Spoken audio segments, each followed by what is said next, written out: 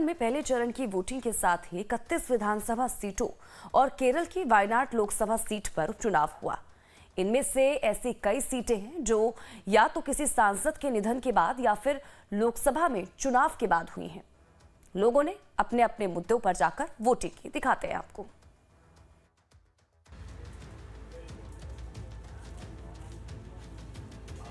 दस राज्यों की 31 विधानसभा सीट और केरल की वायनाड लोकसभा सीट पर बुधवार को उपचुनाव के लिए वोटिंग हुई।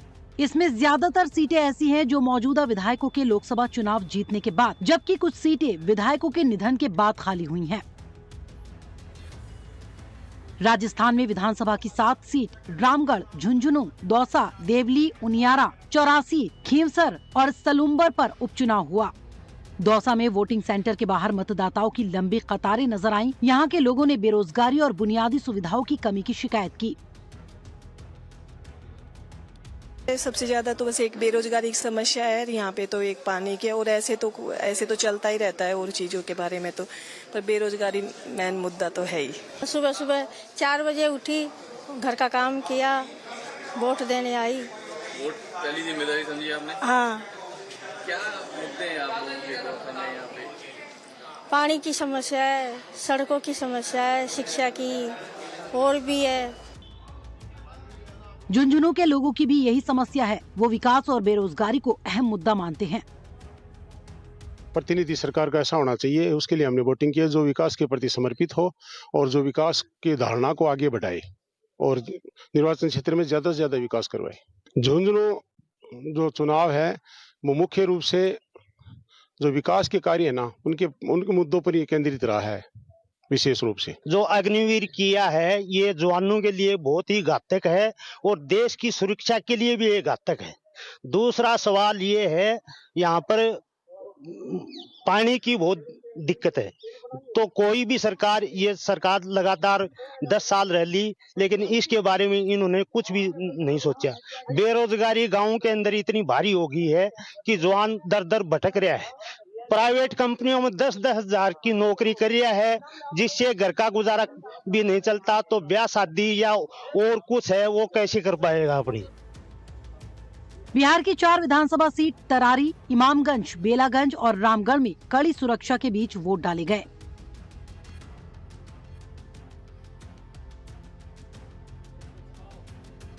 तो विकास के मुद्दे पर वोट दे रहे हैं। जो विकास करेगा उसको वोट देंगे। जो यहाँ के लड़कों का शिक्षा दीक्षा और शिक्षा होने के बाद उसको रोजगार देगा, उसी को वोट देंगे।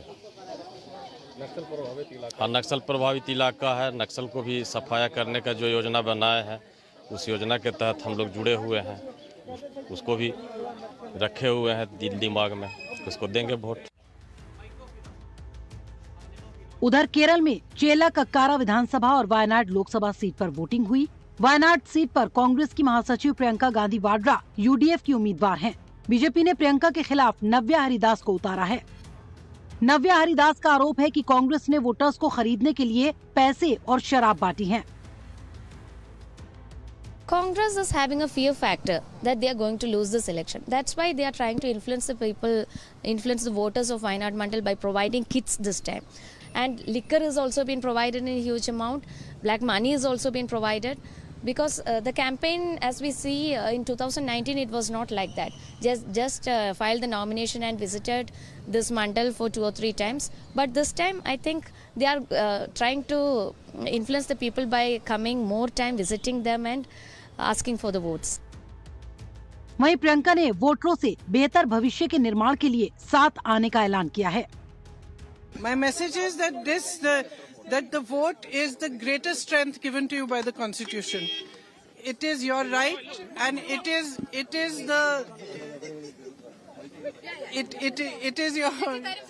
is your democratic right. And my message is that come out and exercise your democratic right, build a better future for yourself. Kerala में चेलाक्करा विधानसभा सीट पर 6 उम्मीदवार मैदान में हैं। एलडीएफ के राधाकृष्णन इस सीट से विधायक थे, लेकिन अलाथुर लोकसभा सीट पर चुनाव जीतने के बाद से उनकी सीट खाली हो गई थी।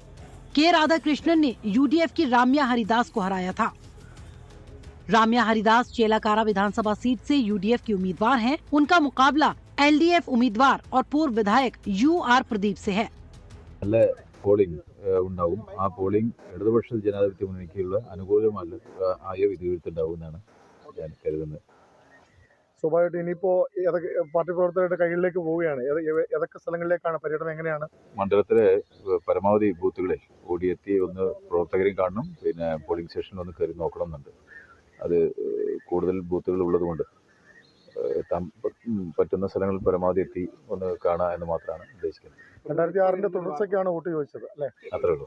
ഇവിടെ വികസനത്തിന്റെ തുടർച്ചയ്ക്കുള്ള വോട്ടാണ് ചോദിച്ചത്. एलडीएफ उम्मीदवार ने जनता से विकास के लिए वोट करने की अपील की है। उपचुनाव के लिए सुबह 7 बजे वोटिंग शुरू हुई। मतदाताओं ने शाम 6 बजे तक वोटिंग की। हालांकि कुछ जगह 5 बजे तक वोटिंग हुई। चुनाव के नतीजे 23 नवंबर को आएंगे।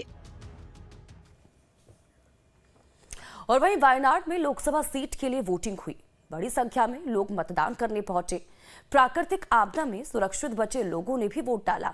इस दौरान 3 महीने बाद अपने दोस्तों और पड़ोसियों को देख लोग भावुक हो गए। दिखाते हैं आपको। केरल की वायनाड लोकसभा सीट पर उपचुनाव के लिए बुधवार को वोट डाले गए। मुंडक्कई चूरलमाला गांव के मतदाता वोट डालने पहुंचे। ये वही लोग हैं जिन्होंने वायनाड में अपनी आंखों के सामने भयंकर त्रासदी देखी थी। वोटिंग के लिए आए ये लोग काफी भावुक दिखे। पोलिंग बूथ पर काफी समय बाद अपने दोस्तों और पड़ोसियों को देखकर उनके चेहरे खुशी से खिल उठे। हालांकि 3 महीने बाद उनकी पुरानी यादें फिर से ताजा हो गईं। उस रात को याद करते हुए उनकी रूह सिहर उठी। इतना आदमी हम लोग को देख रहे, इतना में मेरा दोस्त लोग को नहीं है, मेरा फैमिली लोग को नहीं है, कोई भी नहीं है। वो लास्ट ईयर ऐसा नहीं था। ഭാര്യൻ്റെ ഫാമിലി ഫുള്ളായിട്ട് പോയിട്ടുണ്ട്. അവരെ വീട് പോയി, പിന്നെ അമ്മ പോയി, പിന്നെ അവളെ ആങ്ങള പോയി, ആങ്ങളെ 3 മക്കൾ പോയി, എല്ലാം പോയി. ഞാൻ അവർക്ക് ആരും ഇല്ല. പിന്നെ लैंडस्लाइड में बाल बाल बचे ये लोग वायनाड के दूसरे हिस्सों में रह रहे हैं। चूरलमाला गांव के सेंट सेबेस्टियन चर्च हॉल में इन लोगों के लिए अलग से 2 वोटिंग सेंटर बनाए गए हैं, जबकि मुंडक्कई के लोग मोपाडी के सरकारी संस्थान HSS में वोट डाल रहे हैं। वोट डालने आने वाले मतदाताओं को किसी तरह की परेशानी ना हो, इसके लिए केरल सरकार की तरफ से KSRTC की 5 बसों को तैनात किया गया है। कुछ वोटर इस चुनाव को मुश्किल हालात में उम्मीद की किरण मानते हैं। वो अपने बिखरे हुए जीवन को फिर से संवारने का सपना देख रहे हैं। अभी नया घर बनाया था, मैं बाहर था, अब्रोड था। 2 साल के बाद में मैं इधर ही आया। 1 महीना छुट्टी के लिए इधर ही आया। उसके बाद मैं ऐसा करने चुना। मैं अभी 3 महीना बेडेड था, मेरे को स्पाइनल इंजरी हो गई। अभी मैं नया घर बनाया, उसी में ना इनोग्रेशन भी नहीं किया। ऐसा सिचुएशन में अभी कैसा सिचुएशन मालूम है हम लोग को? अभी 99% अभी इतना आई हो गया था, अभी पूरा 0 में आ गया। ऐसा सिचुएशन है। अभी कैसा काम करेगा मालूम नहीं। अभी मैं रिज़ाइन भी कर दिया बाहर जाने के लिए। अभी मेरे को स्पाइनल इंजरी है, मैं चले जाएगा तो मेरा वाइफ अकेला है, मेरा पापा अकेला है, मेरा 2 साल का बच्चा चले गया, मेरा मामा चले गया, मेरा माँ चले गया। വോട്ട് ചെയ്തിട്ട് ഇപ്പോൾ ഈ വോട്ട് ചെയ്ത് റിസൾട്ട് വന്നതിന് ശേഷം ആരെങ്കിലും നല്ല കാര്യം ചെയ്യുന്നുള്ള 90% അഭിപ്രായമാണ്. അപ്പോൾ ഇവിടുത്തെ 1150 കുടുംബങ്ങൾ ഇവിടെ വേറെ പോയി താമസിക്കുകയാണ്. ഈ 1150 കുടുംബങ്ങൾക്കും വീട് തൽക്കാലം ഇപ്പോൾ പെട്ടെന്ന് കിട്ടണ മാതിരില്ല. പറ്റപ്പോട് പോയാൽക്ക് ഉടനെ കൊടുക്കുന്നുള്ള അഭിപ്രായമാണുള്ളത്. കുറേ സംഘടനകൾ വീട് തരാമെന്ന് പറഞ്ഞിട്ടുണ്ട്. ഇതുവരെ ലിസ്റ്റൊന്നും ആയിട്ടില്ല. ഗവൺമെന്റിന്റെ ഭാഗത്ത് ഇതുവരെ സ്ഥലം കണ്ടെത്തുകയോ അതിനുള്ള അറേഞ്ച്മെന്റ് ഒന്നും ഇതുവരെ ആയിട്ടില്ല.